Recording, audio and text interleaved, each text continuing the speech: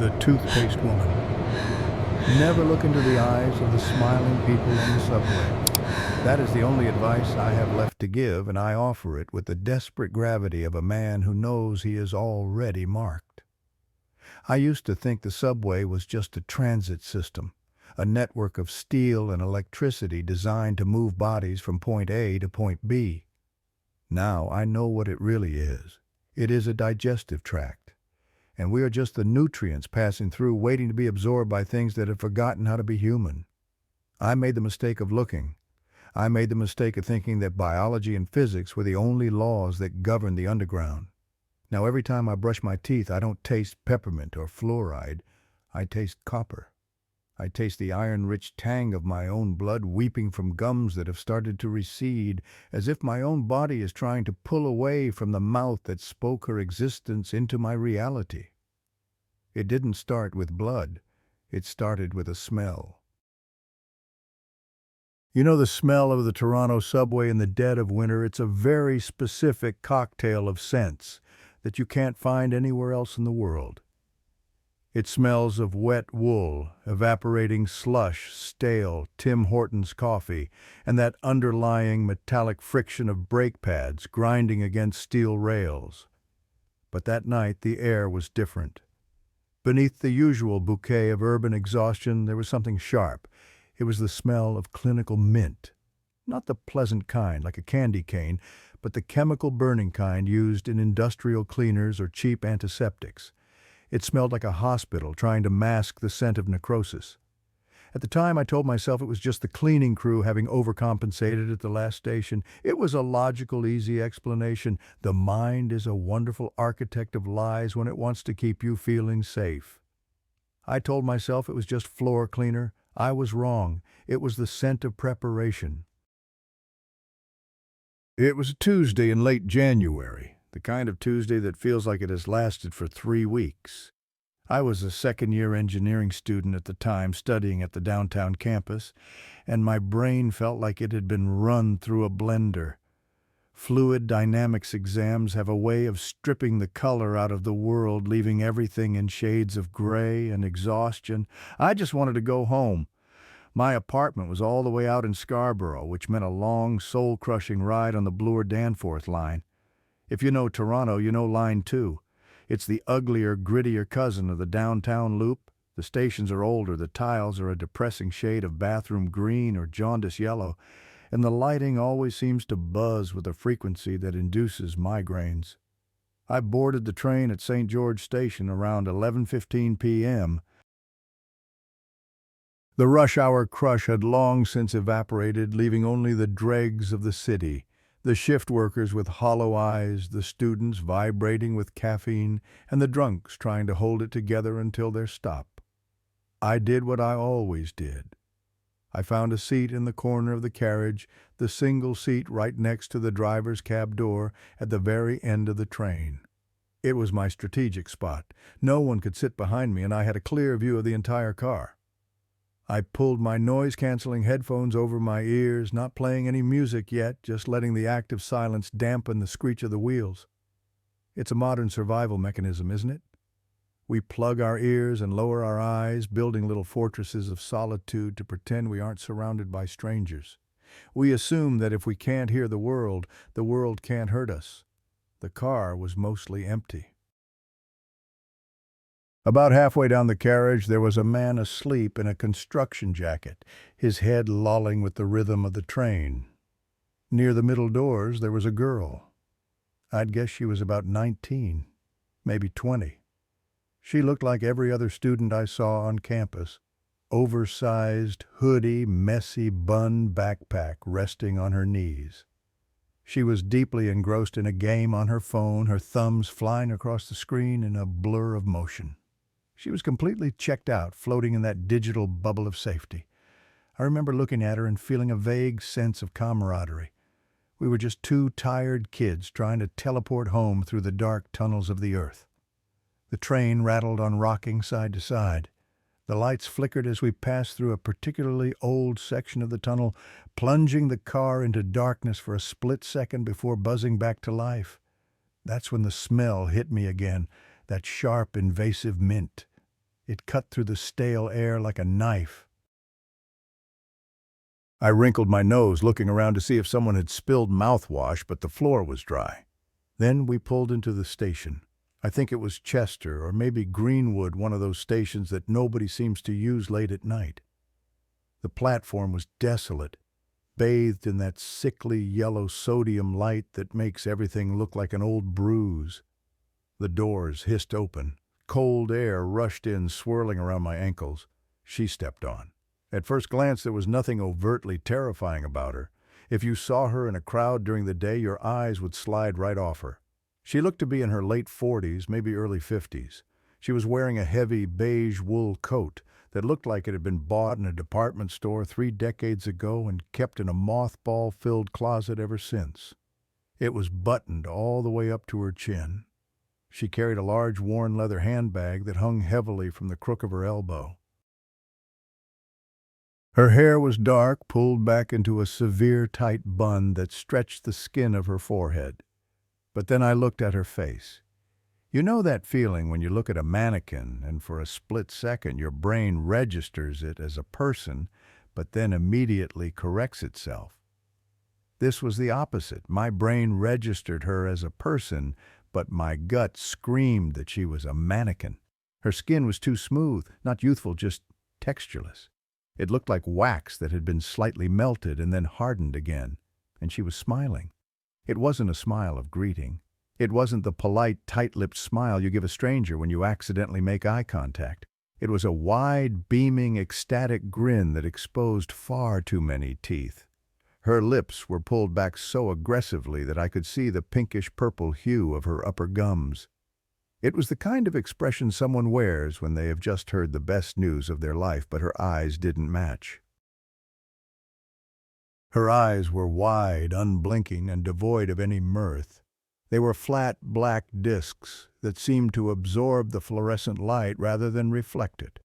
She stood in the doorway for a moment, the doors closing behind her with a pneumatic hiss.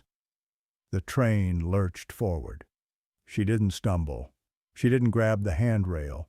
She just adjusted her center of gravity with an unnatural smoothness like a gyroscope correcting itself. There were dozens of empty seats. There were entire rows of 2-seaters and 3-seaters completely vacant. Social norms dictate that in an empty subway car you maximize the distance between yourself and others. You pick a corner. You isolate. It's the unwritten code of the city. She walked past the empty rows. Her movements were stiff, her knees not bending quite enough, giving her a strange, stilted gait. Clip, clop, clip, clop. Her sensible heels struck the linoleum floor with a rhythm that sounded too loud in the quiet car. She walked straight past the sleeping construction worker. She walked past the empty priority seating. She stopped directly in front of the girl playing the game. The girl, let's call her Sarah, didn't notice. She was in the zone, her headphones on her eyes, glued to the glowing rectangle in her hands. She was safe in her bubble. The woman in the beige coat turned. She didn't sit in the seat next to Sarah or the one behind her. She sat in the seat directly opposite her. In the newer subway cars, the seats are arranged in clusters of 4 facing each other. It's an intimate arrangement designed for conversation but agonizing for strangers.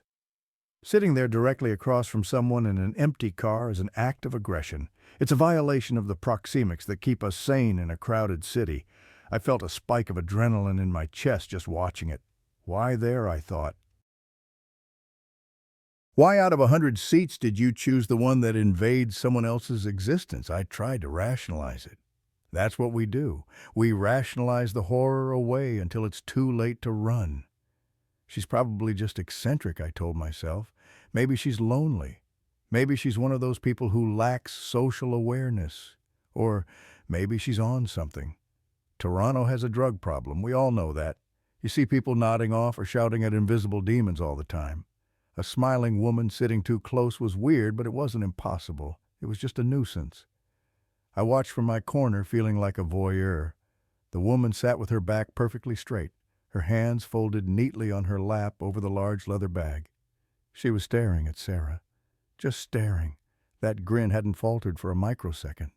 It was frozen in place, a rictus of joy that communicated nothing but hunger. Sarah still hadn't looked up. The dramatic irony was making my skin crawl. I wanted to cough, to make a noise, to alert the girl that she was being studied like a specimen in a jar, but I stayed silent. I was a coward. I was a polite Canadian boy who didn't want to cause a scene or embarrass a woman who might just be mentally ill. We are trained to be polite before we are trained to be safe. Then the sound started. It was low at first, buried under the rumble of the train tracks. I thought it was the electric hum of the carriage lights. But then the train slowed down for a curve, the wheel noise dampening, and the sound became distinct. It was humming, a melodic, tuneless humming.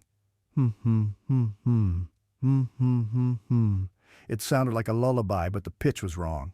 It was oscillating between notes that shouldn't go together, creating a dissonant vibration that made my teeth ache. The woman was humming, her mouth still stretched open in that impossible smile. How does someone hum with their mouth open? Try it. You can't get the resonance. But the sound was coming from her throat, bypassing the lips entirely, a ventriloquist act of madness. Sarah finally sensed something. I saw her brow furrow. She didn't look up, but she paused her game. The primal instinct was kicking in the lizard brain, warning the mammal that the environment had changed. The woman stopped humming. She leaned forward. Not much, just an inch or two, encroaching further into the space between them. Then she spoke. Or rather, she muttered. It was barely a whisper, breathless and wet. "So pretty, so clean. The skin is fresh." I froze. My music was off, my noise-canceling feature turning the world into a muted stage play, but I heard that. It was clear. It wasn't the rambling of a drunk. It was the appraisal of a butcher inspecting a cut of meat. Sarah finally looked up. I saw the moment of confusion on her face. She blinked her eyes, adjusting from the screen to the reality of the woman sitting 3 feet away.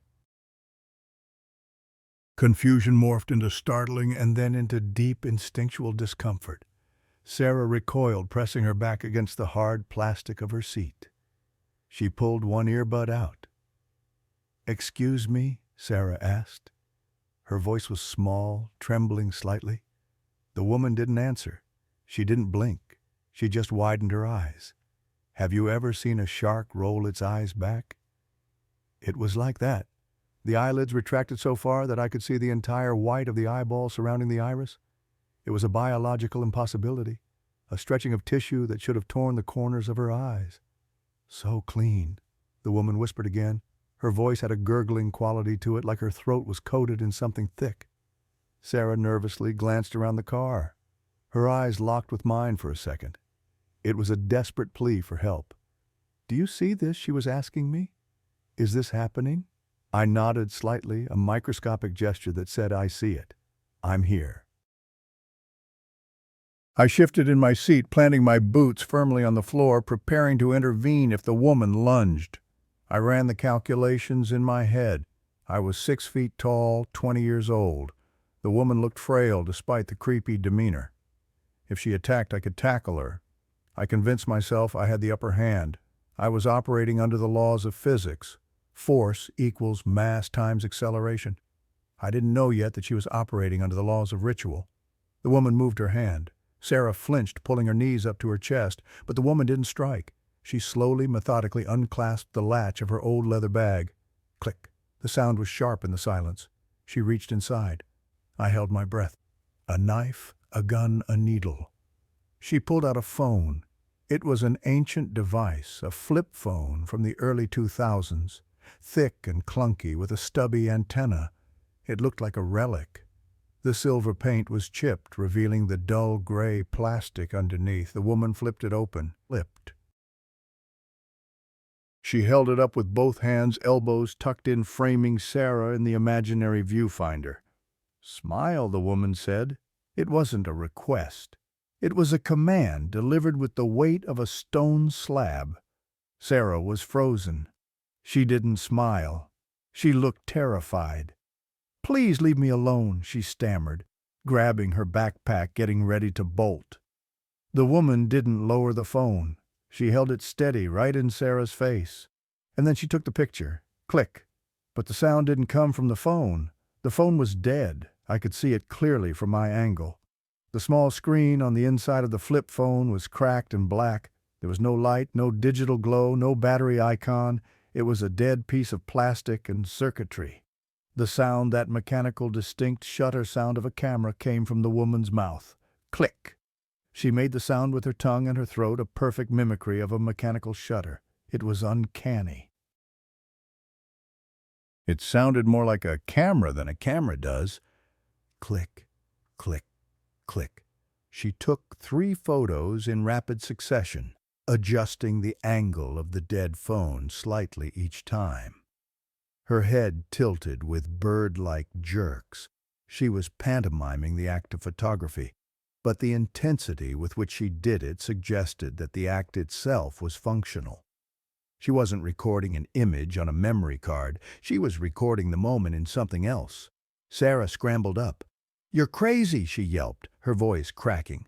She grabbed her bag and practically ran down the aisle, moving toward the far end of the car, past the sleeping construction worker, putting as much distance as possible between herself and the smiling woman.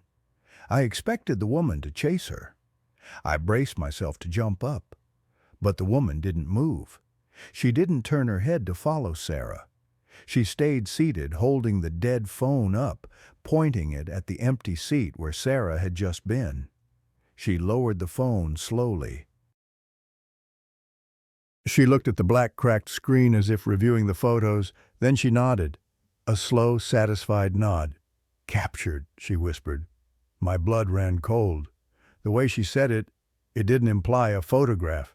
It implied a trap. It implied that by sitting there, by engaging, by being seen, Sarah had left something behind in that seat. A residue, a shadow. The train began to decelerate. The announcement system crackled overhead. "Next station, Coxwell Station." Sarah was standing by the doors at the far end of the car, shaking constantly, looking back. As soon as the train stopped and the doors opened, she bolted. She ran out onto the platform and up the stairs, disappearing into the safety of the night. I watched her go, feeling a mix of relief and lingering dread. She was safe. She got away. It was just a crazy lady with a broken phone. A weird encounter to tell her friends about over brunch. Startling, but harmless. The doors chimed. Ding-dong. They hissed shut. The train lurched forward again, picking up speed as it headed toward the long, dark stretch between Coxwell and Woodbine. The car was silent again. The construction worker was still asleep. It was just me and the woman now. I looked at her, expecting her to put the phone away to retreat into her madness. But she didn't. Slowly, terrifyingly slowly, her head began to turn. It wasn't a natural turn, it was ratcheted. Tick, tick, tick. Her chin moved over her shoulder, straining the tendons in her neck. She turned until she was facing the back of the train, facing my corner, facing me. The distance between us was about 20 feet, the length of half a subway car. But under her gaze, that distance felt microscopic.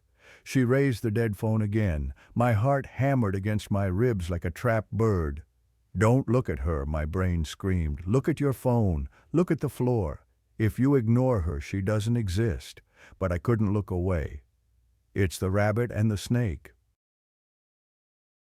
The prey drive is paralyzed by the predator's focus. She held the phone up, framing me in the black broken screen. Her smile widened. It physically widened. I saw the skin at the corners of her mouth split. A tiny bead of blood welled up on her left cheek, a stark crimson tear on her waxy skin. She was smiling so hard she was tearing her own face apart. She didn't make the clicking sound this time. Instead, she lowered the phone to her lap. She stared at me with those black, light-absorbing eyes, and then she lifted her hand and waved. It wasn't a wave of hello. It was a wave of invitation.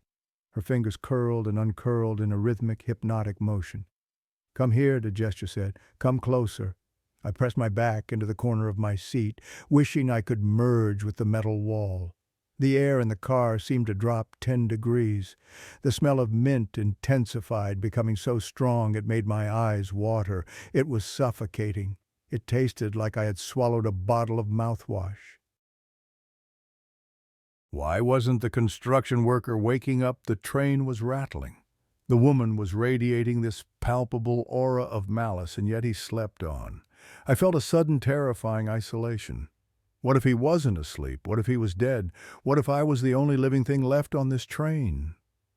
The woman reached into her bag again. No, I thought.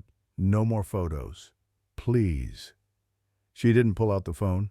She pulled out a tube, a large family-sized tube of toothpaste, the generic brand, the kind with the red and white stripes. The tube was crumpled and crinkled as if it had been squeezed many times before. She unscrewed the cap. She dropped the cap on the floor. It rolled away, a small white plastic disc clattering across the linoleum, coming to a stop halfway between us. She held the tube with both hands, gripping it like a holy relic. She brought the nozzle to her lips. I watched in horrified fascination. She's going to eat it. The thought popped into my head, absurd and grotesque. She's going to eat the paste. She squeezed. A thick white worm of paste emerged, sliding onto her tongue. She didn't swallow it immediately. She let it sit there, coating her mouth. Then she squeezed harder. More paste, and more. She filled her mouth with the white sludge, her cheeks puffing out. And then she began to chew. Squish, pop, wet slapping sounds. She chewed with her mouth open, maintaining eye contact with me. The white foam began to bubble out of the corners of her mouth, mixing with the blood from her split cheeks. It dripped down her chin, landing on her beige coat. She wasn't just eating it. She was washing. She was aggressively swishing the mixture around, gargling it deep in her throat. Gurgle, hiss. The sound was amplified in the quiet car. It sounded like wet boots walking through mud. It sounded like drowning. She swallowed. A massive audible gulp that convulsed her entire throat. Then she spoke again, louder this time. The foam coating her lips made her voice sound wet and thick, bubbling with every consonant. "The vessel must be clean," she said. She wasn't talking to herself anymore. She was talking to me.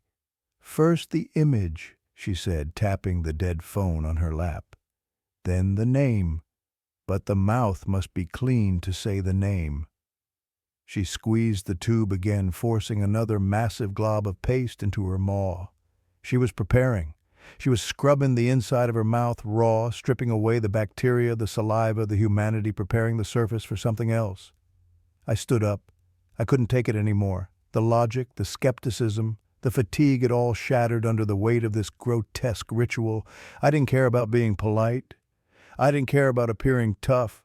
I was terrified. I moved toward the doors between the carriages. If I could get to the next car, maybe there were more people. Maybe there was safety in numbers. As I stood, the woman stood. She was fast. Unnaturally fast. She didn't use her hands to push off the seat. She just rose vertically as if pulled by a string. She stepped into the aisle, blocking my path to the rest of the train. She stood there swaying with the motion of the carriage, a nightmare in beige wool and white foam. "Where are you going, Liam?" she asked. My knees unlocked. I grabbed the handrail to keep from falling. She knew my name. I had never seen this woman in my life. I wasn't wearing a name tag. My student ID was buried in my wallet inside my backpack. There was no way, no logical, rational, earthly way she could know my name, unless she had taken it. Unless the photo she took of the empty seat earlier wasn't of the seat at all. Unless she had captured something else. "How?" I choked out the word, dying in my throat. She took a step toward me, then another. She was closing the distance. The smell of mint was now a physical barrier burning my lungs. "The name tastes good," she gurgled, pink froth bubbling over her lower lip. "But it needs to be cleaner, cleaner, cleaner." The train screeched as we approached Woodbine Station. The lights flickered violently, plunging us into strobe light darkness. Flash. She was 10 feet away. Flash. She was 8 feet away. Flash. She was 5 feet away. She wasn't walking. She was skipping frames in reality. In the darkness she moved. In the light she was static, posing like a statue. I scrambled backward, retreating toward the door at the very end of the train, the driver's cab. It was locked. I knew it was locked, but I had nowhere else to go. The train began to slow. We were entering the station. "Don't leave," she whispered. She was right in front of me now, close enough that I could see the pores on her nose were clogged with white paste, close enough that I could see the reflection of my own terrified face in her dead black eyes. "We haven't finished the cleansing." The train jolted to a halt. The doors behind me, the exit doors to the platform, hissed open. I fell backward out of the train landing, hard on the cold tiles of Woodbine Station. I scrambled backward on my hands and heels, kicking away like a crab, expecting her to lunge, to bite, to vomit that white sludge all over me. But she didn't cross the threshold. She stood in the doorway of the train, her toes lined up perfectly with the yellow safety strip. She couldn't leave the train, or she wouldn't. She looked down at me, her head cocked to the side at a 90-degree angle, defying the structure of her cervical spine. She raised the toothpaste tube to her mouth again, squeezing the remainder of it in. "Run, Liam," she said, her voice clear and devoid of the gurgle, now sounding suddenly terrifyingly human. "Run home, but remember," she pointed a finger at her own mouth, then at mine, "you can't wash away what's already inside." The doors chimed. Ding-dong. They slid shut, sealing her inside the tube of light and steel. The train began to move. As it pulled away, I watched her through the glass. She was waving, just a small, polite wave. But as the train gathered speed and disappeared into the black tunnel, I saw one last thing that made my bladder release. The construction worker, the man I thought was asleep. As the train blurred past, I saw him sitting up. He was looking at me. He was smiling, and his mouth was full of white foam. The tiles of Woodbine Station are a specific nauseating shade of green. They remind me of the walls in an old asylum or the skin of an unripe fruit that has started to rot from the inside out. I had never paid much attention to them before that night. They were just background noise, a blurry tunnel of ceramic that funneled me from the subway car to the street. But as I lay there on the cold, grimy platform watching the red taillights of the train disappear into the black throat of the tunnel, those tiles became the only solid thing in my universe. The train was gone. The woman, the thing wearing the beige coat, was gone. The construction worker with the mouth full of foam was gone. Silence rushed back into the station like a floodwater dam breaking. It wasn't a peaceful silence. It was a heavy, pressurized vacuum. The air felt thin, stripped of oxygen, replaced by that lingering, chemically sharp scent of wintergreen and copper. My chest heaved, sucking in the tainted air, my lungs burning with every gasp. "Get up," my brain commanded. "Move. You are exposed." I scrambled to my feet, my boots slipping slightly on the polished floor. I checked my body. No blood, no white sludge, just the damp cold seeping through my jeans where I had fallen. I spun around in a circle, checking every corner of the platform. Empty. The advertisements on the walls stared back at me, happy couples promoting retirement savings plans, bright cartoons warning about gap safety. They all looked grotesque now. The smiles on the models' faces seemed too wide, their teeth too white, their eyes too vacant. Paranoia is a filter. Once it snaps over your lens, everything looks like a threat. I ran for the escalators. They were stationary, a frozen steel spine stretching up toward the concourse level. I took the stairs 2 at a time, my backpack slamming against my spine with every step. The sound of my own footsteps echoed through the cavernous station, loud and violent. Clomp, clomp, clomp. But underneath that rhythm I could hear a phantom echo, a wet shuffling sound. Slap, slap, slap. I stopped halfway up the stairs, gripping the handrail so hard my knuckles turned white. I held my breath. Silence. Just the hum of the fluorescent lights and the distant rhythmic dripping of water from a leaky pipe somewhere in the station's guts. "Hello?"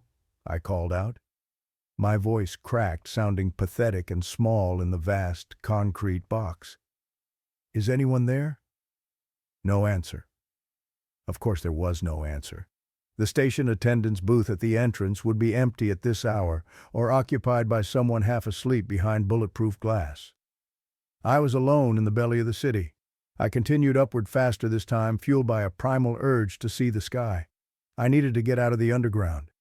The earth felt heavy above me, tons of soil and concrete pressing down, trapping the smell of mint in the tunnels. I burst through the turnstiles, not bothering to look at the collector's booth. I pushed through the heavy glass doors and spilled out onto the street corner of Woodbine and Danforth. The cold hit me like a physical blow. It was minus 15 degrees, the kind of Canadian winter night that freezes the moisture in your nose instantly. But it was a relief. The air smelled of exhaust fumes, road salt, and dry snow. It smelled like reality. I gulped it down, trying to scrub the taste of the subway from the back of my throat. The intersection was deserted. The streetlights cast long orange shadows across the snowbanks that lined the road. A few cars whizzed by, their tires crunching on the salted asphalt, but they were isolated bubbles of warmth, disconnected from my freezing reality. I needed to get home. My apartment was another 3 miles east. Walking was out of the question. In this temperature, frostbite would set in before I made it halfway. And after what I had just seen, the idea of walking down dark, tree-lined residential streets was paralyzed by terror. I checked my phone. 11:48 p.m. The 300 Bloor Danforth night bus wouldn't start running until the subway officially closed, but there should be a regular route bus coming soon. I walked to the bus shelter, a glass box illuminated by a flickering advertisement for a divorce lawyer. I stood inside, stamping my feet to keep the circulation going. The glass of the shelter was etched with scratches and graffiti, rendering the outside world a blur of distorted shapes. I kept wiping a clear spot with my glove, needing to see, needing to scan the perimeter. She can't be here, I told myself. She was on the train. The train went east to Kennedy. She is miles away by now. Logic is a fragile shield. It works perfectly until you realize that the enemy doesn't play by the same rules. I had seen her move. I had seen the impossible physiology of her jaw. I had seen the construction worker infect, if that's what it was, instantaneously. This wasn't a physical pursuit. It was something else. I pulled my phone out again. I needed to hear a human voice. I scrolled to my roommate's contact, Mark. Mark would be awake. Mark would be playing Call of Duty or studying. I hit dial. The phone rang. Brr, brr. I pressed the phone tight to my ear, watching the empty street. Hello? Mark's voice, groggy, confused. Liam, it's midnight, man. Did you forget your keys again? Mark, I said, clutching the phone like a lifeline. Mark, listen to me. I'm coming home. I need you to make sure the door is locked, the deadbolt, everything. Whoa, slow down, Mark said, his voice sharpening. What happened? You sound like you just ran a marathon. Did you get mugged? No, I said. I saw. There was a woman on the train, a crazy woman. Okay, it's the TTC Liam. There's always a crazy woman. Did she hurt you? She knew my name, Mark. There was a pause on the line. Your name, did you drop your wallet? No, she just knew it. And she was eating toothpaste, tubes of it. And taking pictures with a broken phone. Mark sighed, the tension leaving his voice. Okay, so you met a crackhead with a magic trick. Dude, you're freaking out over nothing. Just get on the bus and come home. We have leftover pizza. It's not nothing, I shouted, the panic flaring up again. Mark, she looked at me and static. It wasn't the digital breakup of a bad signal. It was a wet, squelching noise that overlaid the connection. It sounded like someone stirring macaroni and cheese with a wooden spoon. Mark, I asked. I'm here, Mark's voice came through, but it sounded distant now, buried under the static. I'm cleaning up. Cleaning up what? The hygiene. The voice warped. The pitch dropped an octave, slowing down like a warping record. The vessel must be bright. My blood froze. Mark. Smile, Liam, Mark's voice said, but it wasn't Mark anymore. It was her cadence, her inflection, her hunger. Then came the sound. Click, click. Click. The shutter sound made by a human throat. I ended the call. I didn't just hang up. I threw the phone onto the bench of the bus shelter as if it had turned into a venomous snake. It slid across the metal slats, the screen glowing innocuously in the dark. I stared at it, hyperventilating. Had she intercepted the call? Was she in my apartment? Or was she in my head? I grabbed the phone back. I couldn't leave it. It was my only link to the world, and shoved it into my deep pocket. I wouldn't look at it. I wouldn't answer it. Headlights swept across the shelter. A bus. Thank God. It was the 91 Woodbine heading north, but I didn't care. I just needed to be in a vehicle with lights and a driver. I stepped out to the curb, waving my hand frantically. The bus slowed, the air brakes hissing with a sound that was too similar to the subway doors. The front doors swung open. I climbed the steps, fumbling for my Presto card. The driver was a heavy-set man with a thick gray beard and weary eyes. He looked normal. He looked bored. I have never loved a bored expression so much in my life. "Rough night," he grunted as I tapped my card. "You have no idea," I whispered. I walked to the back of the bus. Habit. I always sat at the back. But as I approached the rear seats, I remembered the train. I remembered how isolation had been my enemy. I stopped and sat in the middle row on the aisle seat, close to the other two passengers. An elderly woman knitting a scarf and a teenager in a varsity jacket sleeping against the window. The bus pulled away from the curb. The engine roared, a comforting mechanical sound that drowned out the memory of the humming. We drove through the residential streets of East York. The houses were dark sleeping. Snow-covered lawns, driveways filled with cars covered in tarps. Holiday decorations that hadn't been taken down yet. It was the picture of suburban normalcy. I stared out the window, watching the streetlights flick by. Zip, zip, zip. The rhythm was soothing. My heart rate began to slow. Mark was probably just messing with me. The signal probably just got crossed. It happens. We approached a stop at Mortimer Avenue. The bus slowed. There was someone waiting at the stop. From a distance, it was just a silhouette standing under the streetlight. But as the bus drew closer, the details resolved. Beige coat, dark hair pulled back tight, large leather bag. My breath hitched in my throat. It was her. She was standing on the curb, perfectly still, facing the bus. As we passed, the driver didn't stop because she didn't signal, and I didn't pull the cord. I saw her face. She wasn't looking at the driver. She was looking directly at my window. She was smiling, that same skin-splitting grin, and she was waving. A small, polite flutter of fingers. "No," I whispered, pressing my hand against the glass. "That's impossible." The bus kept driving. We left her behind. She disappeared into the darkness. I turned in my seat, looking out the back window. The street was empty. Okay, I thought. Okay. She got off at Woodbine. She took a cab. She beat the bus here. It's unlikely, but it's physically possible. She's following me. The realization was terrifying, but it was grounded in physical reality. A stalker is scary, but a stalker can be arrested. A stalker can be pepper sprayed. 2 minutes passed. The bus turned onto a side street, navigating a detour due to construction. We were moving through a labyrinth of identical bungalows. We approached a temporary bus stop sign nailed to a telephone pole. She was there, standing under the pole, beige coat, leather bag, smiling. My brain short-circuited. There was no way. The bus had been moving at 40 miles per hour. There were no cabs on the road. There was no shortcut. She couldn't have beaten us here, not unless she could fly. Not unless she moved through the spaces between seconds. As the bus rolled past her, she didn't wave this time. She held up the tube of toothpaste. She squeezed it, letting a long white ribbon of paste fall onto the snow. It looked like a worm dying on the ice. I grabbed the seat in front of me, shaking the plastic handle. "Driver!" I yelled. "Driver, don't stop! Whatever you do, don't stop!" The driver looked in the rearview mirror, his eyebrows raised. "Sit down, kid.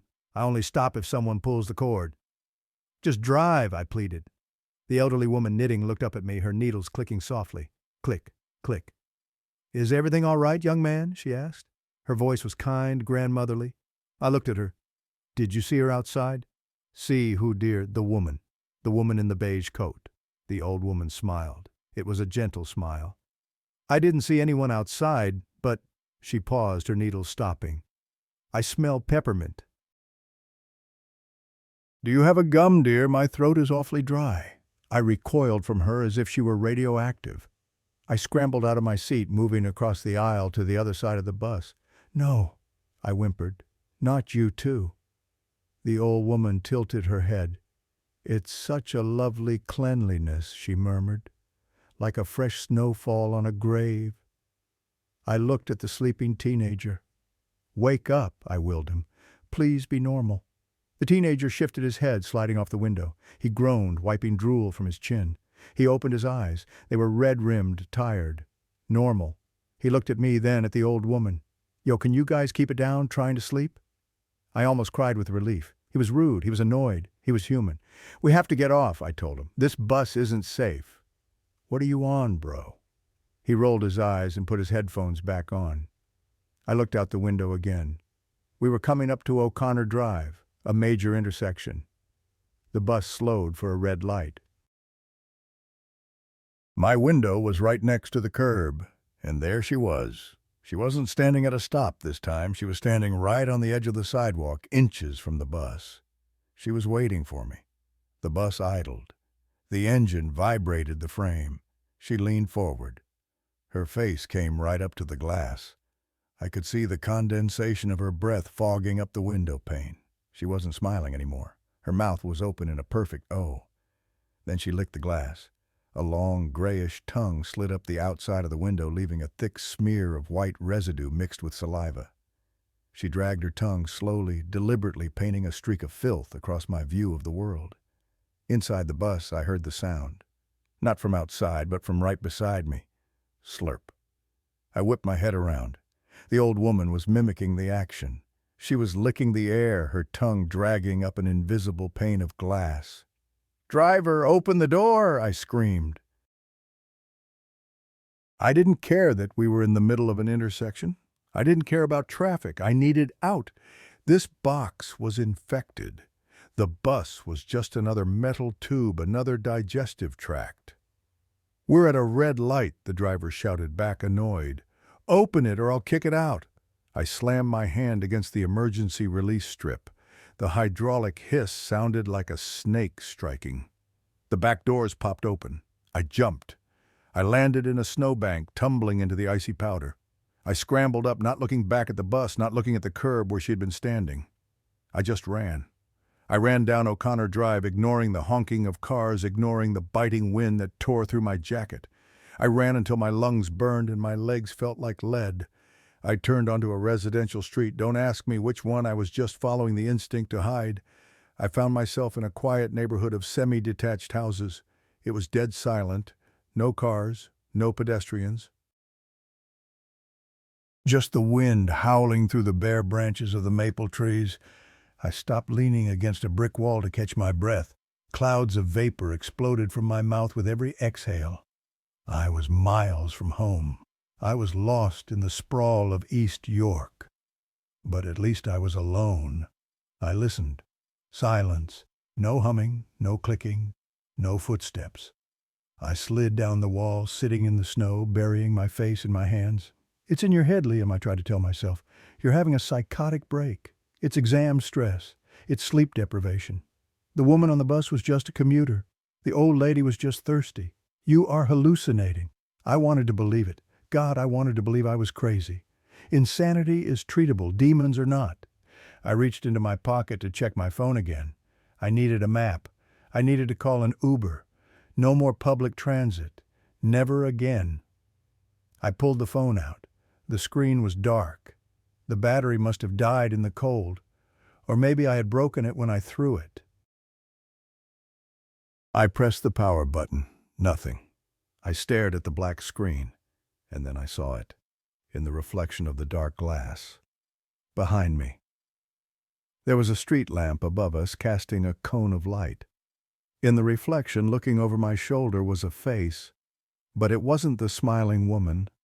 It was Sarah, the girl from the train, the first victim. Her face was pale blue tinged. Her eyes were wide, staring at the back of my head, and her mouth was stuffed full of white gauze. No, not gauze. Foam. Thick, hardened foam that spilled out past her lips, sealing her scream inside. I spun around, lashing out with my fists, screaming, "Get away!" I punched the air. There was no one there. Just the brick wall. Just the snow. just the empty street under the lonely streetlight. I looked back at the phone reflection. Empty. My mind was fracturing. The infection wasn't just spreading through contact. It was spreading through perception. She had told me first the image. Then the name. I had seen Sarah. I had processed her image. Now she was part of the haunting. I stood up swaying dizzily. I had to keep moving. If I stopped, the reflections would catch up. If I stopped, the silence would fill with humming. I started walking again, keeping to the middle of the road, away from the shadows of the houses, away from the dark windows that looked like unblinking eyes. Every house I passed felt hostile. I imagined the people inside safe in their beds. Were they safe? Or were they smiling in their sleep, dreaming of white purity? I walked for what felt like hours. My feet were numb blocks of ice. The smell of mint would fade for a few minutes, giving me hope, and then a gust of wind would bring it back stronger, fresher, as if someone had just cracked a tube open right next to my ear. Finally, I recognized a landmark. A 24-hour convenience store on the corner of my block. The neon sign buzzed with a comforting, ugly noise. Open. I almost cried. I was close. My apartment building was just down the street, a high-rise sanctuary of brick and mortar. I walked toward the store. I needed water. I needed to wash the taste out of my mouth. I needed to see a human being who wasn't smiling. I pushed the door open. A bell jingled. Dingling. The clerk was behind the counter reading a magazine. He was a young guy, headphones around his neck, chewing gum. "Hey," I rasped. "Water, just water." He looked up. He didn't smile. He looked bored. "Aisle 3, he pointed. I grabbed a bottle of water, my hands shaking so bad I almost dropped it. I threw a $5 bill on the counter. "Keep the change." I cracked the bottle open and downed half of it in one gulp. The cold liquid hit my stomach like a stone, but it felt good. It felt clean. Real clean, not chemical clean. "You okay, man?" the clerk asked. "You look like you've seen a ghost." I laughed. It was a jagged, broken sound. Something like that. "Hey, do you smell mint?" The clerk sniffed the air. "Nah, just floor cleaner. Lemon stuff." I closed my eyes. "Lemon, not mint. Lemon." "Thank you," I whispered. "Thank you so much." I turned to leave. I felt a little better, a little more grounded. I had made contact with reality, and reality had held firm. I walked to the door. "Hey, wait," the clerk said. I paused, hand on the handle. "Yeah, you forgot your receipt." "I don't need it." "No, seriously, you dropped something else." I turned back. The clerk was holding up something he had picked up from the counter. It wasn't a receipt. It was a small white plastic cap, the cap of a toothpaste tube. "This fell out of your pocket when you paid," he said. I stared at the object. It was small, innocent, mass-produced plastic.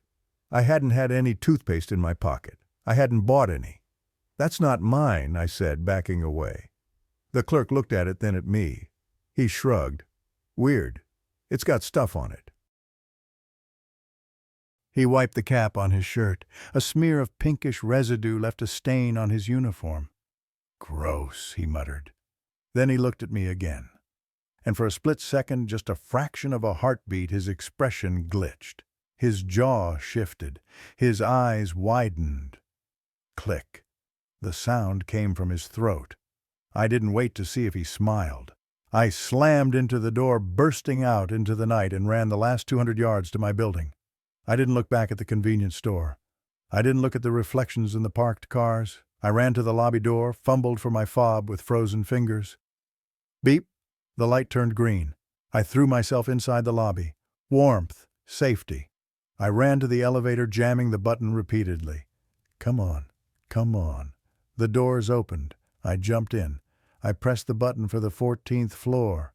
As the doors began to close, I looked out into the lobby. Through the glass front doors of the building across the street, standing in the snow. She was there. She wasn't waving this time. She was pointing up, toward my apartment. The elevator door sealed shut, cutting off the view. The car began to ascend, carrying me up into the sky, trapping me in a box once again. I leaned my head against the cool metal wall of the elevator, sobbing dry, heaving breaths. I was home.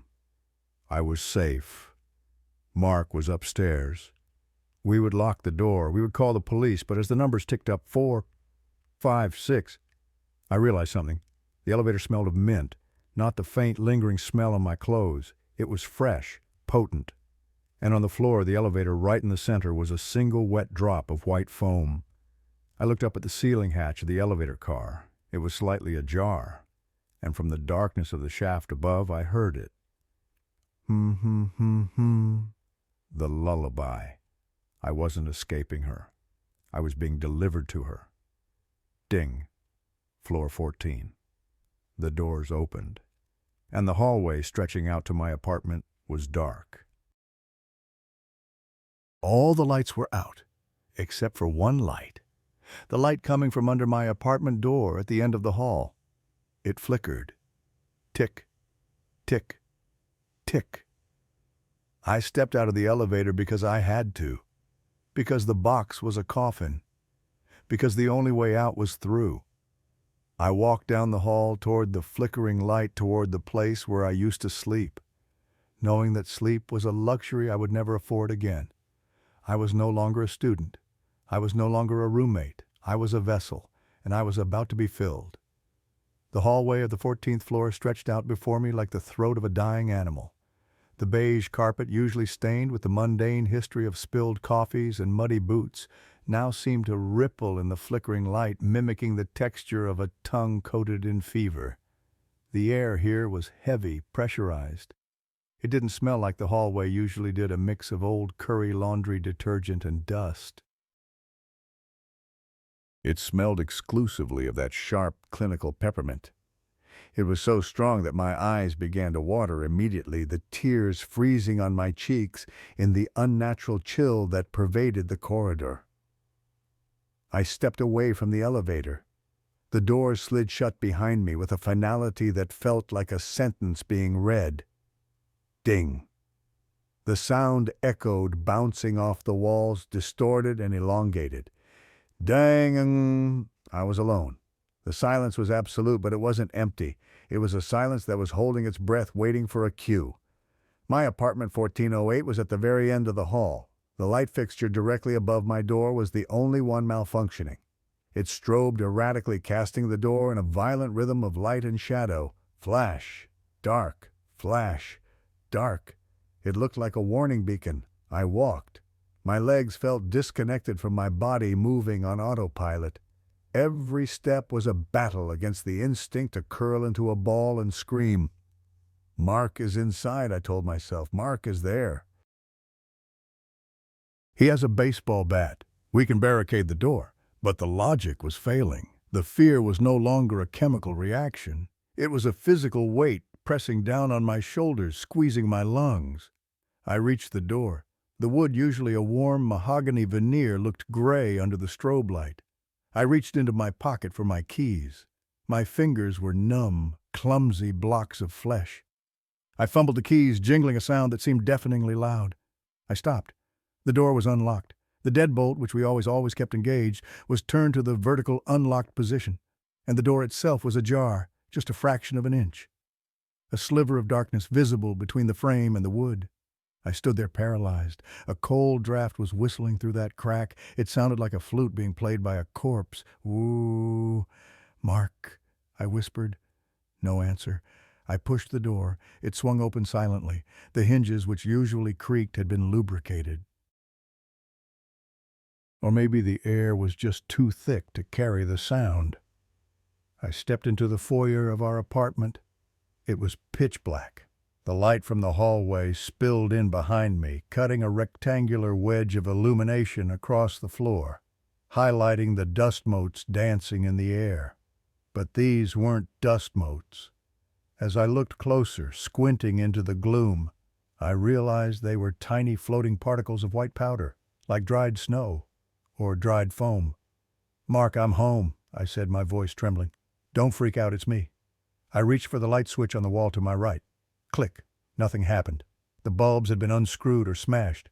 I took a step forward, my boots crunching on something on the laminate floor, and I looked down. Caps. Dozens of them. The floor of the foyer was littered with white plastic toothpaste caps. They were scattered like confetti, like spent shell casings after a shootout. There were hundreds of them.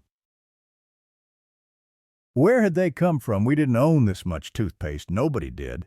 This was an industrial quantity of waste. I kicked them aside, the hollow plastic rattling against the baseboards. I moved into the living room. The darkness here was oppressive, thick with that minty fog. My eyes adjusted, slowly, picking out shapes in the gloom. The sofa, the coffee table, the TV stand, and something else. In the center of the living room, sitting on the wooden chair we usually kept at the dining table, was a figure. Mark. The figure didn't move. It was facing away from me toward the large window that looked out over the city. The curtains were drawn open. Outside, the city lights of Toronto twinkled indifferently a million miles away. I walked around the sofa, approaching the figure from the side. "Mark, look, I know this sounds crazy, but there was this woman." I stopped. I was standing in front of him now. It was Mark. He was wearing his favorite faded Raptors t-shirt and gray sweatpants. His hands were resting on his knees, palms up, fingers curled in a relaxed, meditative posture. But his head was tilted back, resting against the top of the chair. His eyes were wide open, staring at the ceiling. They were bloodshot, the capillaries burst, turning the whites of his eyes into pools of crimson. They weren't blinking. They were dry, glassy, like marbles. And his mouth was propped open. Jammed vertically between his upper and lower teeth was a remote control, the TV remote. It forced his jaw into a hyperextended gape, stretching the skin of his cheeks until it was translucent. And the cavity of his mouth was full. It was packed solid with white paste. It wasn't just a mouthful. It was impacted. The paste filled his throat, his cheeks pressing against the uvula, rising up to the roof of his mouth, spilling out over his lips like a slow-moving glacier.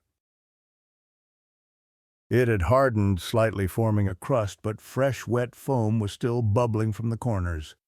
"Mark!" I screamed, the sound tearing from my throat. I lunged forward, grabbing his shoulders. I shook him. Mark spit it out, breathe. He didn't react. His body was warm, he was alive, but he was catatonic. He was a statue made of meat. I reached for the remote, trying to pry it out, trying to clear his airway. My fingers slipped on the slick, minty slime coating his chin. Come on, I sobbed, digging my fingers into his mouth, trying to scoop out the paste. It was cold. It felt like clay. I pulled a handful of the white sludge out, flinging it onto the floor. It splattered with a heavy, wet thwack. "Mark, breathe." I dug deeper, my fingers brushing against his tongue, which was swollen and soft. I could feel the ridges of his teeth. Then Mark's eyes moved. They didn't look at me. They rolled down, focusing on my hand inside his mouth. And then his jaw clamped down. Crunch. I screamed, yanking my hand back. He hadn't bitten me out of aggression. It was a spasm, a mechanical, involuntary snap of the trap. I fell backward, clutching my hand. There was blood welling on my knuckles, mixing with the white paste. Mark didn't move. He just sat there, the remote still wedged the paste, refilling the space I had just cleared, bubbling up from his throat like a fountain. He wasn't choking. He was producing it, or it was being fed to him from the inside. "The vessel is almost ready." The voice didn't come from Mark. It came from the hallway, from the bedroom, my bedroom. I spun around, slipping on the toothpaste caps, crashing into the coffee table. The door to my bedroom was open. Darkness poured out of it like smoke. "Who's there?" I yelled, grabbing a heavy glass vase from the table. It was a pathetic weapon, but it was heavy. A figure stepped out of the bedroom. She was no longer wearing the beige coat. She was wearing nothing, or rather she was wearing the residue. Her body was naked, emaciated, the ribs pressing against her pale, waxy skin like the rungs of a ladder. But she was coated from head to toe in a thin, drying layer of white paste. It looked like she had been dipped in plaster. It cracked as she moved, flakes of white falling to the floor like dandruff. Her hair was loose now, long and stringy, matted with the substance hanging down over her face. But the face was the same, that impossible geometry-defying smile. She held the tube of toothpaste in one hand, a new one, a giant industrial-sized tube that I had never seen before. It looked generic, unlabeled, just a silver cylinder of potential filth. "Liam," she crooned. Her voice was clearer now, less gurgly. It resonated in the room, bouncing off the walls. "You ran, but you ran to the place where I keep my things." She gestured to Mark. "He is a good vessel, quiet, compliant, but he is small. His soul is small, it doesn't have the echo." She took a step toward me. Her feet left white, wet footprints on the dark laminate. Slap, slap. "But you have the fear. Fear carves out the soul, Liam. It hollows you out. It makes more room inside." I scrambled backward, putting the sofa between us. "Stay back, I swear to God I'll kill you." She laughed. It was a dry, cracking sound like stepping on autumn leaves. "You can't kill a ritual, Liam. You can only complete it." She raised the silver tube. She squeezed it not into her mouth but into the air. A stream of white paste shot out, landing on the sofa cushion. It hissed as it touched the fabric, smoking slightly. "What do you want?" I begged, my back hitting the window. I was trapped. 14 floors up, no balcony, just glass in the drop. "I told you," she whispered, moving closer. She moved with that same glitchy strobe light speed. 1 second she was by the bedroom door, the next she was by the TV. I need to say the name, but the world is so dirty. The air is dirty. The tongues are dirty with lies and coffee and curses. She touched her own chest, leaving a white smear on her sternum. "We must cleanse the palate. We must scrub the tongue pink and raw until it is innocent again. Only then can the name be spoken without burning the speaker to ash." She looked at Mark. "He is scrubbing. He is washing." She looked at me. "Now it is your turn." I threw the vase. It flew through the air, a heavy projectile aimed straight at her head. She didn't dodge. She didn't flinch. The vase hit her face with a sickening thud. It didn't shatter. It bounced off. Her head snapped back, with the impact her neck bending at an angle that should have severed the spinal cord. There was a loud crack of bone. She stood there for a second, looking at the ceiling, her neck broken, her head lolling backward. Then slowly, grindlingly, she pushed her head back up. Crack, pop, click. She realigned her neck. Her smile hadn't wavered. If anything, it was wider. The impact had split her lip further, and now a steady stream of dark blood was flowing down her chin, mixing with the white paste on her body, creating swirls of pink marble. "Rude," she whispered. She lunged. She cleared the distance between us in a blur. I didn't even have time to raise my hands. She slammed into me, pinning me against the cold glass of the window. Her strength was impossible. It wasn't the strength of muscle, it was the strength of hydraulics of stone. Her hands, cold, sticky, claw-like, gripped my shoulders, pinning me to the pain. The smell was overwhelming. It was drowning me. Pure, concentrated menthol. It burned my eyes, my nose, my throat. It felt like my lungs were filling with dry ice. "Open," she commanded. She brought the silver tube up to my face. I clenched my jaw shut. I gritted my teeth until they felt like they would shatter. "No, never." She didn't try to pry my jaw open with her hands. She leaned in close, her face inches from mine. I could see the texture of her tongue. It was gray, covered in deep fissures, pulsating. She made the sound. Click. It happened right against my ear. It was loud, explosive, and my body reacted. It was a reflex, a startle response. My muscles jumped, and for a fraction of a second my jaw loosened to gasp. That was all she needed. She jammed the nozzle of the tube between my lips, driving it past my teeth, scraping the enamel, shoving it deep into my mouth until it hit the soft palate. I gagged, trying to push her away, but she was an immovable object. She squeezed. The paste exploded into my mouth. It wasn't like normal toothpaste.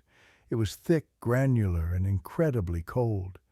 It expanded instantly, filling every crevice of my oral cavity.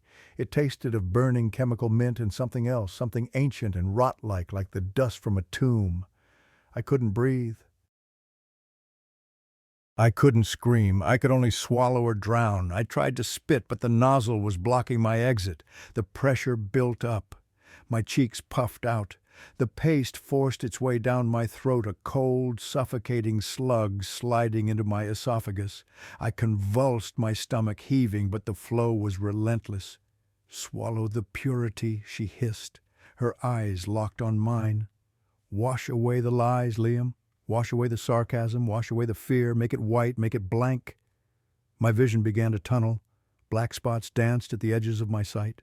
The lack of oxygen combined with the shock was shutting my brain down. I looked over her shoulder. I saw Mark. He had turned his head. The remote was still in his mouth, but he was looking at me. And he was nodding. A slow, rhythmic nod. Yes, yes, yes. The room began to warp. The walls of the apartment seemed to stretch, elongating like taffy. The ceiling receded upward, disappearing into a dark void. The floor seemed to dissolve into a sea of white foam. I was no longer in my apartment. I was in the tube. I was inside the toothpaste tube. The walls were silver and curved. I was being squeezed. No, I thought, a tiny spark of defiance fighting through the fog. This is a hallucination. She is drugging you. Fight. I brought my knee up. Hard, I drove it into her midsection. It felt like kicking a bag of wet sand, but it made her stumble. The nozzle slipped from my mouth. I fell to the floor, coughing, retching. A torrent of white sludge erupted from my lips, splattering onto the floor.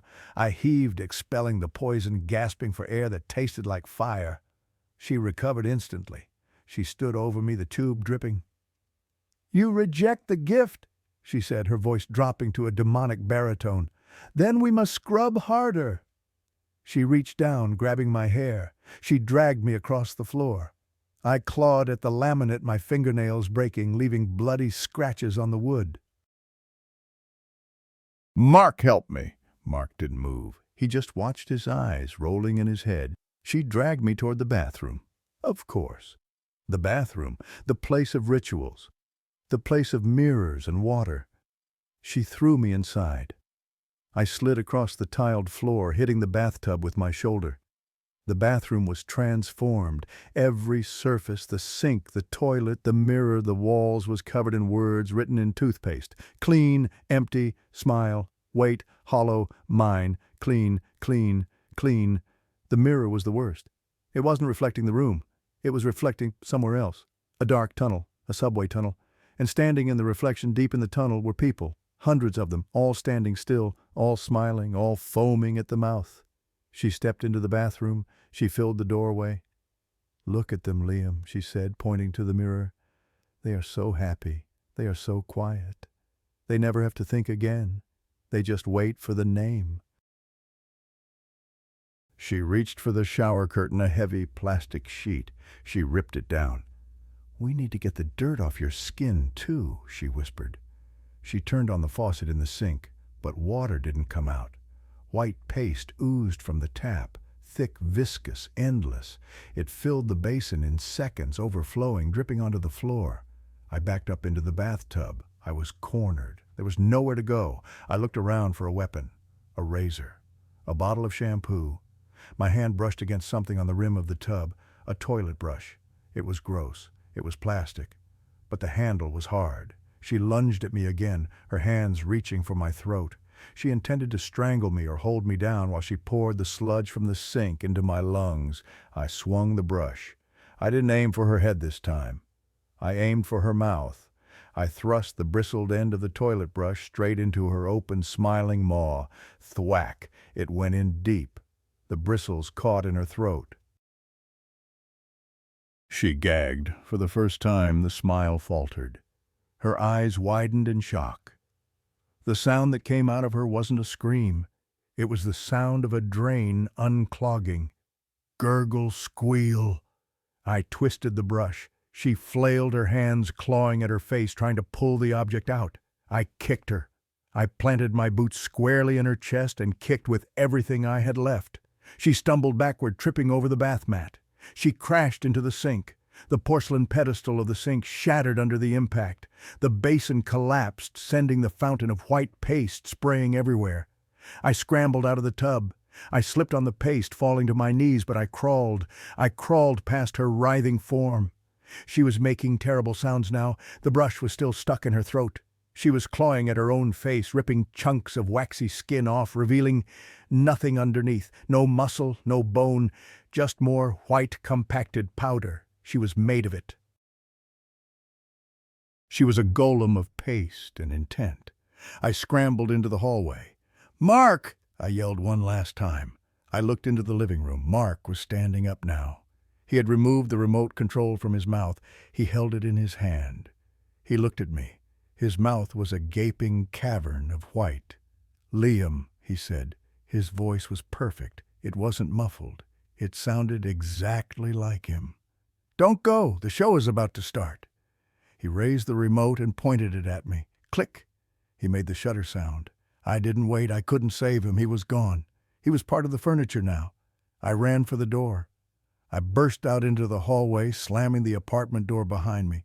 I heard the lock click, not because I locked it, but because it locked itself from the inside. I ran to the stairwell. I didn't wait for the elevator. I threw the door open and took the stairs, leaping down flights, gripping the railing, sliding, falling, getting up, running again. 14th floor, 13th. 12th. I could hear noises coming from the stairwell above me. It sounded like a liquid cascade, like a waterfall. She or it was pouring herself down the stairs. A landslide of white sludge chasing me down the concrete shaft. I ran faster. My lungs were bleeding. My legs were burning. Ground floor. I hit the crash bar on the exit door. It flew open. I tumbled out into the lobby, slipping on the polished floor. The night concierge was there. An old man named sleeping behind the desk. He woke up with a start. "Hey, what the hell?" I scrambled up, covered in slime, bleeding wild-eyed. "Call the police," I screamed. "Don't go upstairs. Seal the building." I didn't wait for him to answer. I ran out the front doors. I ran into the street. The cold air hit me, freezing the paste on my clothes instantly. I didn't stop running until I was blocks away, until I collapsed in a snowbank in a park under the indifferent gaze of a frozen oak tree. I lay there gasping, staring up at the sky. The city was quiet. The snow was falling gently. I spat onto the snow. The saliva was pink. And then I felt it. A tiny, hard object stuck between my back molars. I reached into my mouth with a trembling finger. I dug it out. It was a piece of plastic. A shard. I held it up to the streetlight. It was a fragment of a toothpaste cap. But I hadn't eaten any caps. The realization hit me like a hammer to the skull. The paste she had forced into my mouth, it wasn't just paste. It was ground-up plastic. It was the debris of the vessels that came before. And then I heard it, not from the street, not from the trees, but from inside my own head, resonating in my sinus cavity. The humming. It wasn't coming from outside. It was vibrating in my own jawbone. I clamped my hands over my ears, screaming into the winter night, but the lullaby didn't stop. It was inside. I had swallowed the seed.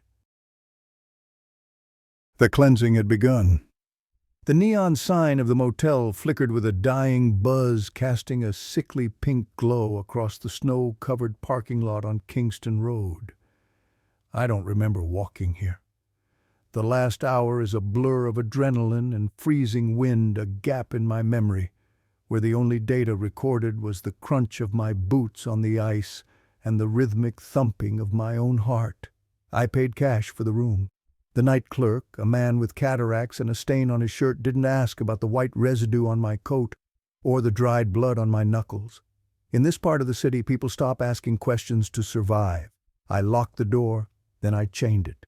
Then I shoved the heavy wooden dresser in front of it.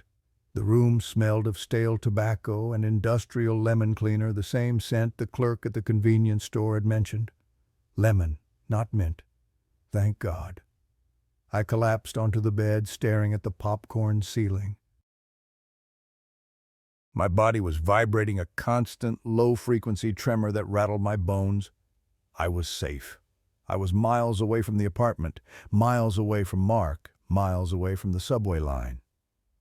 I turned on the television. I needed noise.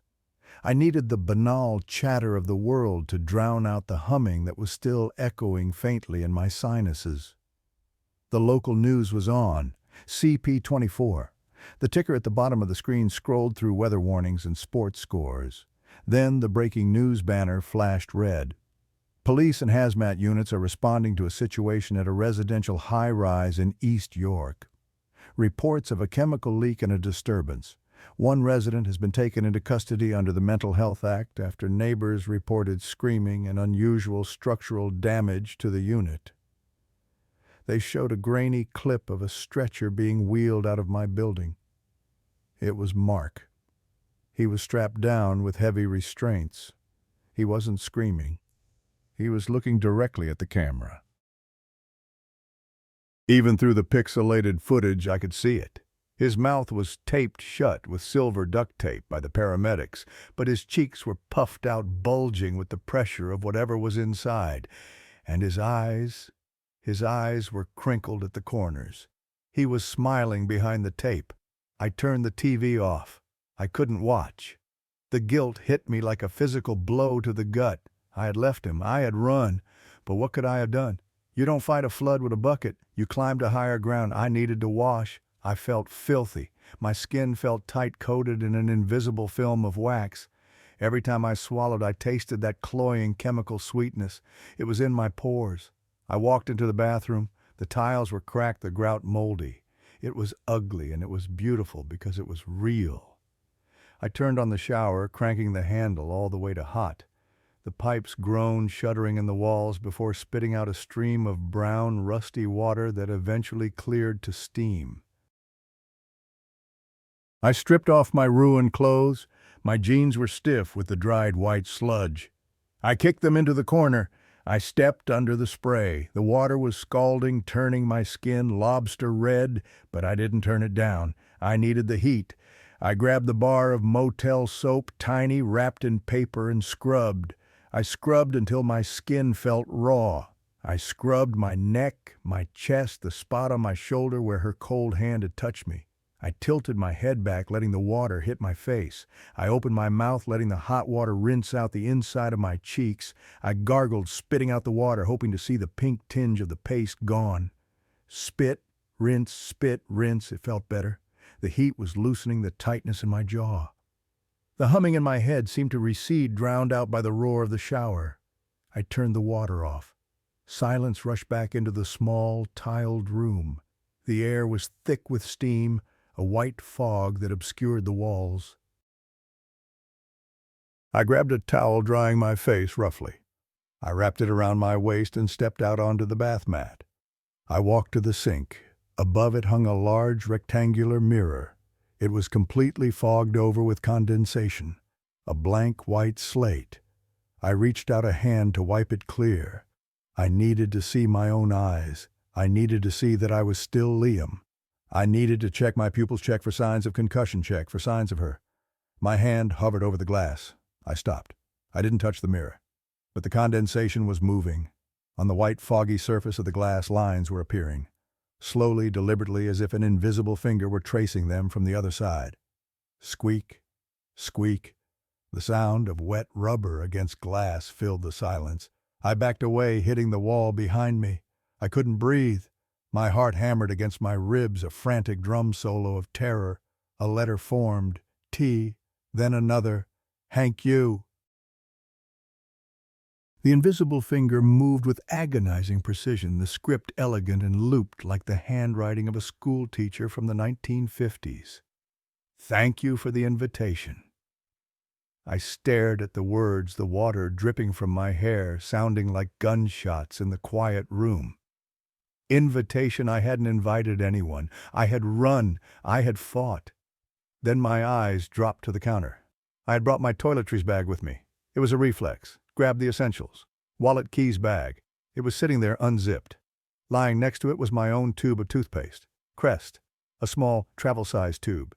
It was mangled. It looked like it had been chewed. The plastic was riddled with teeth marks, deep, jagged indentations that had pierced the tube. White paste was oozing out of the punctures, hardening on the cheap laminate counter. But I hadn't touched it. I hadn't brushed my teeth since the morning. I leaned closer, trembling. The teeth marks weren't human. They were too long, too needle-like. In the pattern was a spiral. I looked back up at the mirror. The writing had continued. Beneath the first sentence, a new message was forming faster. Now the squeaking sound rising in pitch to a shriek. "The vessel is open. The name can be spoken."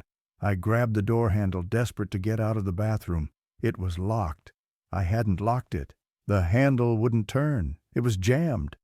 I turned back to the mirror. The steam was clearing, not evaporating, but fading away to reveal the reflection. But it wasn't reflecting the motel bathroom, it was reflecting the subway car. The lights were flickering, the seats were empty, and sitting in the corner in my seat was a figure. It was me. It was a reflection of me sitting on the train. But I wasn't wearing a towel. I was wearing my winter coat. And I wasn't terrified. The reflection of Liam was smiling. It was the smile, the skin-splitting, gum-exposing grin. The reflection raised a hand and waved. And then my own hand, my real physical hand in the motel bathroom, raised up. I didn't tell it to move. I didn't send the signal from my brain. My arm moved on its own, a puppet on a string of nerves that I no longer controlled. My hand waved back at the mirror. "No," I whispered. But the word didn't sound right. My lips felt numb, distant. My hand reached for the counter. It bypassed my razor. It grabbed the chewed-up tube of toothpaste. "Stop!" I gritted out. "Stop it!" My arm didn't listen. It brought the tube to my mouth. My jaw unhinged. There was a sickening pop in my temporomandibular joint, a dislocation that should have been blindingly painful but felt strangely satisfying. My mouth opened wider than anatomy allowed, the corners of my lips tearing with a wet zip sound. I squeezed the tube. I swallowed the paste. It wasn't mint this time. It tasted of nothing. It tasted of the void. It tasted of clean, white static. As I swallowed, the humming returned. It started in my stomach and rose up, vibrating through my chest, my throat, my skull. I looked in the mirror. The reflection stood up. The subway car dissolved. The reflection walked forward until his face was pressed against the glass from the inside. He leaned in and whispered, his breath fogging the glass from the other side. "We are so clean now, Liam." I felt a spasm in my diaphragm, a laugh, a bubble of pure hysterical joy rising up my throat. I wasn't scared anymore. Why had I been scared? Fear is dirty. Fear is messy. This was pure. I watched in the mirror as my own face began to change. The worry lines smoothed out. The skin tightened, taking on that waxy, perfect sheen. The eyes dilated until the irises were swallowed by the black pupils. And the smile. God, it felt good to smile. It felt like stretching a cramped muscle. It felt like finally letting go of a heavy weight I'd been carrying my whole life. I dropped the empty tube on the floor. I unlocked the bathroom door. My hand was steady. I walked into the bedroom. I moved the dresser away from the door with a strength I didn't know I possessed. I unchained the lock. I opened the door to the parking lot. The winter air rushed in cold and biting. It felt wonderful on my exposed gums. I stepped out into the night. There was a car pulling into the motel lot, a family, tired parents, kids asleep in the back. They looked so cluttered, so full of noise and exhaustion and life. They looked dirty.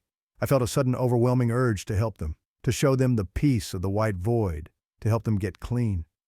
I walked toward their car. My bare feet on the snow didn't feel the cold. I just felt the rhythm. Clip-clop, clip-clop. I raised my hand. I waved. The warning. I'm writing this on the motel stationery while I wait for them to unpack. My handwriting is changing. It is becoming looped and elegant. I don't have much time before the Liam part of my brain is completely scrubbed away. The foam is rising. It's almost at my eyes. So listen to me closely. This is the only thing that matters. The subway is not a transit system. It is a vein. And sometimes things get into the bloodstream that don't belong there. If you are on the train late at night and you smell peppermint where there should be urine and dust, get off. Do not wait for the next stop. Pull the emergency cord. Break the window. Get out. If you see someone smiling at you, really smiling with too many teeth, do not look at them. Do not take their picture. Do not let them take yours. But most importantly, check your toothpaste. If the cap is loose, If the tube looks slightly crumpled, if the paste tastes just a little bit too sweet or a little bit metallic. Don't use it, because once you put it in your mouth, you have given them permission. You have opened the door, you have started the ritual, and trust me, you can never wash it out. I have to go now. The family is getting out of the car. The little girl, she looks so messy. I think I'll help her first. Smile.